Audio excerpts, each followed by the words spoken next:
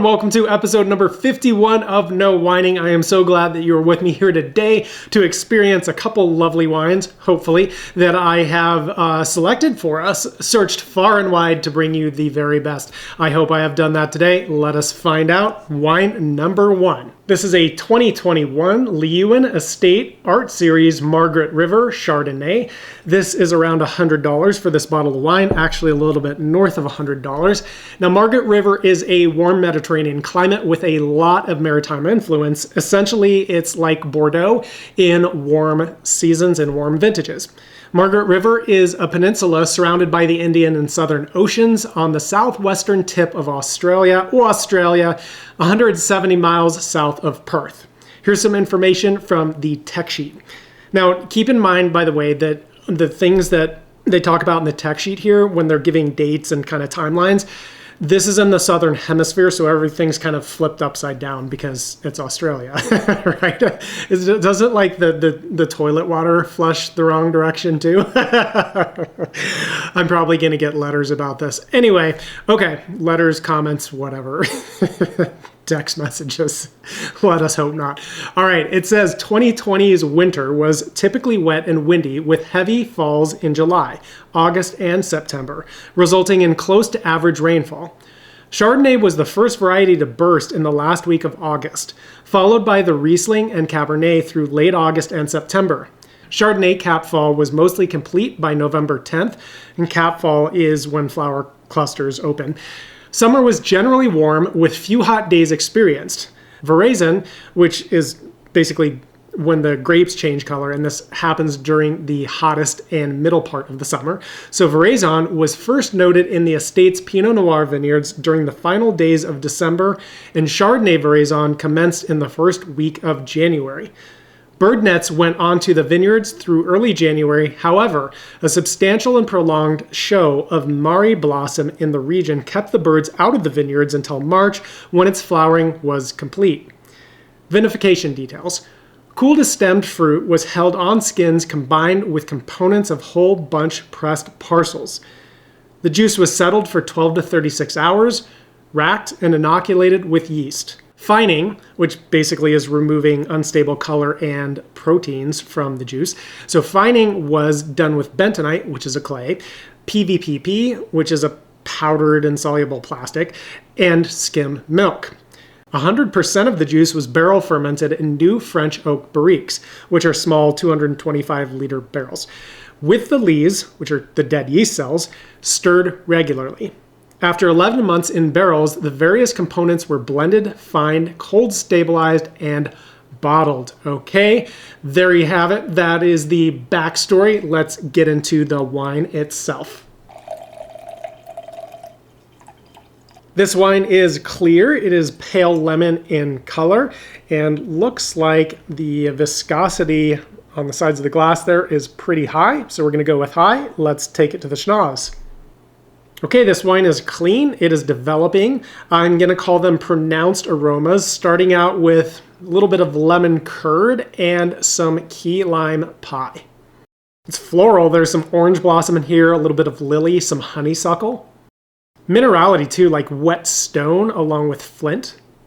And then some roasted hazelnut and ginger to round things out. Okay, let's take it to the jaws.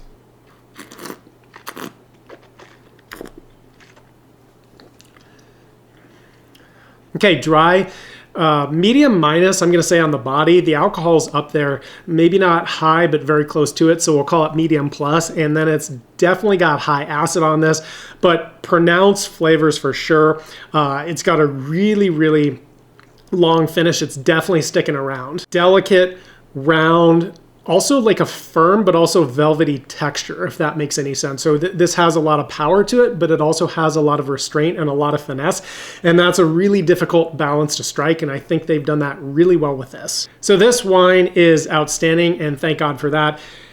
If I'm going to pay north of $100 for a bottle of wine, I would like for it to be outstanding, please. And amazingly, there's plenty of wines out there that are far north of $100 and aren't.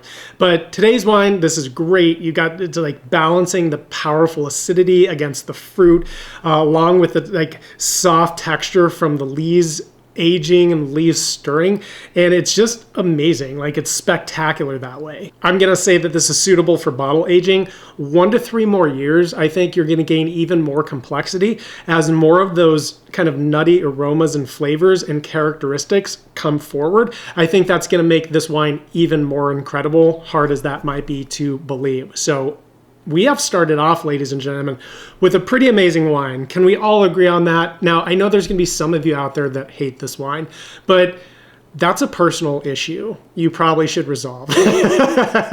Okay, let's go to wine number 2. I submit to you, ladies and gentlemen, this 2022 Domaine de la Voute des Crozes Côte de Brouilly. This is a $35 bottle of wine, so a lot more reasonable price point, that is for sure. Now, these are Gamay grapes coming from 50-year-old vines in Beaujolais, France, which is at the very southern end of Burgundy. Beaujolais has everything from very low-level, fruity, simple, kind of Beaujolais Nouveau wines to mid-range quality, all the way up to high-quality wines which come from one of the 10 cru appellations. Côte de Brouilly is one of those prestigious Beaujolais crus. I only bring the best. You should know that by now. Some information from the tech sheet I think you'll find interesting says, ever since taking over the family domain in 1988, Nicole Chanrion works all 6.5 hectares entirely by herself. Now, a hectare is about 2.5 acres. From pruning the vineyards and driving the tractors to winemaking and bottling, all without bravado or fanfare. In 2000, she became president of the Côte de Brouilly appellation, a position of respect and importance among peers. It's small wonder then that she is affectionately referred to as la patronne de la côte, or boss of la côte, which means hill. I don't know why they didn't just say boss of the hill or king of the hill. It's like, it reminds me of that Chris Farley skit on Saturday Night Live where he's on the weather forecast thing and he's like, I am El Nino, which is Spanish for the Nino. Not very helpful, but anyway. What I do want to point out is this lady is very legendary, right? Like she, I've heard of her from other people. Even she's apparently very, very humble, and she just does all the work herself. And she's just kind of like quiet and unassuming, but she's also a powerhouse, and she makes apparently really great wines. We're going to find out in a moment.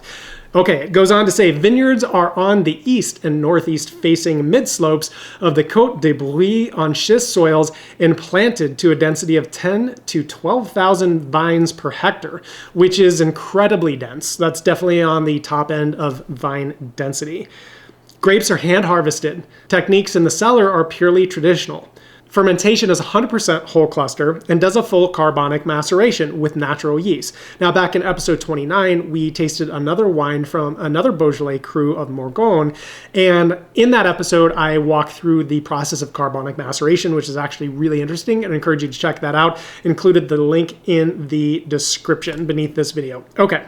The whole clusters are put into 65 hectoliter stainless steel cuvées, which is about a 1,700 gallon tank. It's a 1:25 ratio, and then are filled 2/3 of the way full to leave room for the CO2 to release from the grapes to form a natural cap over the must. The way they're describing this actually sounds a little bit more like semi-carbonic maceration instead of carbonic maceration.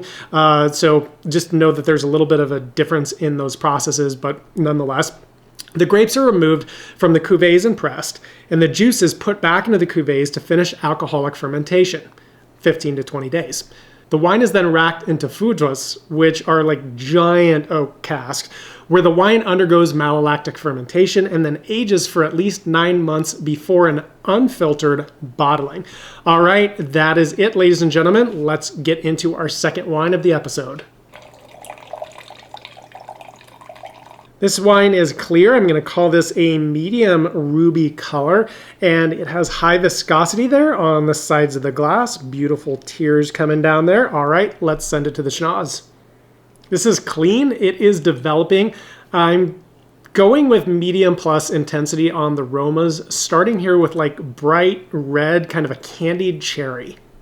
A little bit of ripe raspberry and some plum. Getting some cherry blossom and lilac and a little bit of fresh cut dill. Some mineral notes here like schist stone. That is actually difficult to say. Schiststone, schistone. There's schiststone in my wine. What is it doing in my wine? Get it out. Actually, I like it. Okay, let's go back in. A little bit of white pepper, a little bit of licorice. Okay, rounding out here with sandalwood and hints of potting soil. Let's take it to the jaws.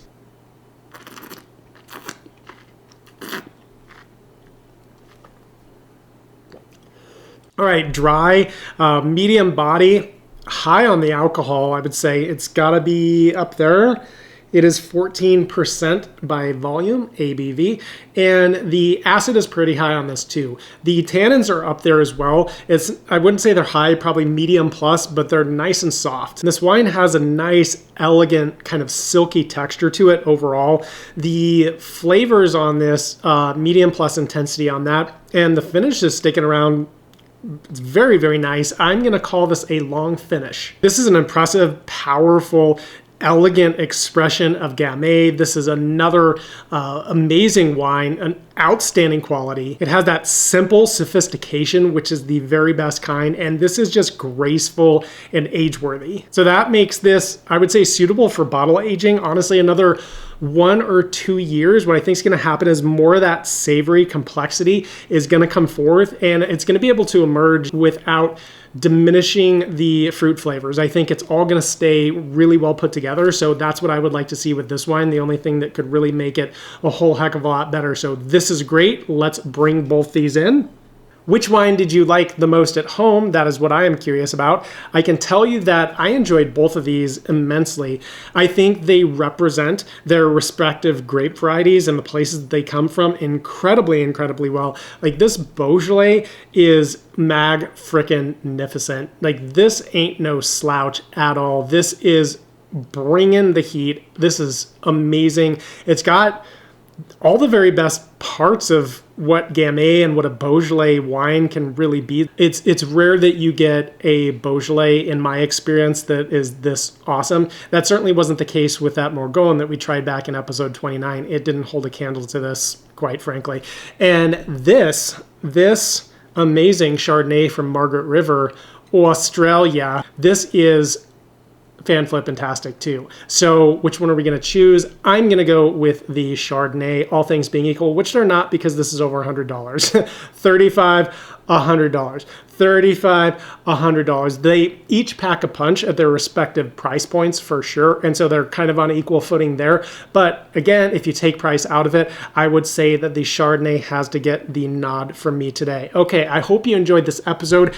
Make sure that you watch the videos that I included links to in the description, because again, it just rounds out the experience for you. It allows you to have a little bit of behind the scenes of where these grapes come from, the landscape, the countries, the topography, the soils, the families that put their blood, sweat, and tears in the winemakers and the staff into making these exquisite wines out of grapes. I hope you enjoy this. I will see you back here in episode number 52.